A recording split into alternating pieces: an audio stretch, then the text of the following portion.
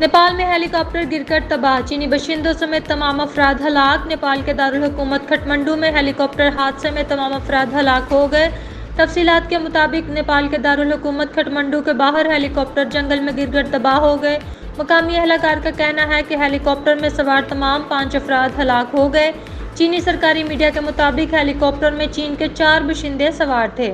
इस्लामाबाद के शहरियों को आलमी मेयार की तफरीही सहूलतों की फ्राहमी का शानदार प्लान तैयार। पाकिस्तान में आलमी मेयार का पहला चिड़ियाघर और सफारी पार्क बनाने की मंजूरी दे दी गई।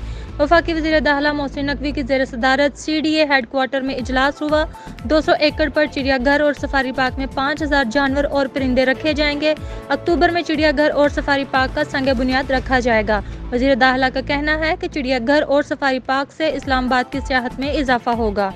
मुज़ाकराती टीम में टेक्निकल कमेटी के अरकान भी शामिल। अगला दौर आज फिर होगा। हुकूमत की मुज़ाकराती टीम के कमिश्नर ऑफिस रावलपिंडी में जमात इस्लामी के वफद से मुज़ाकरात। वफाकी वज़रा अताउल्लाह तारिड़, इंजीनियर अमीर मुकाम, अवैस लुगारी, वज़ीर दाखिला मोहसिन नकवी, मुस्लिम लीग नून के सीनियर रहनुमा डॉक्टर तारिक फजल चौधरी और वज़ीर आज़म के मीडिया कोऑर्डिनेटर बदर शहबाज वड़ाइच हुकूमती टीम में शामिल।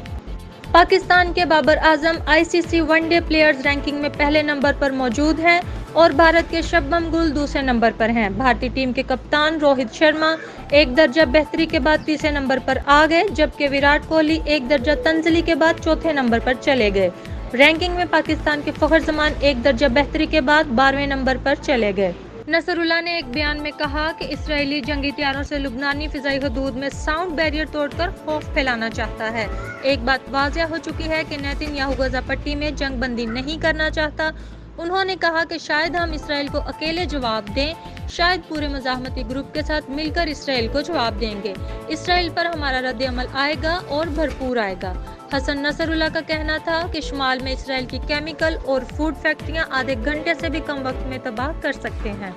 सिंध असेंबली ने 3 ट्रिलियन रुपए का बजट मंजूर कर लिया। सिंध असेंबली ने नए माली साल के 3 ट्रिलियन रुपए का बजट मंजूर कर लिया।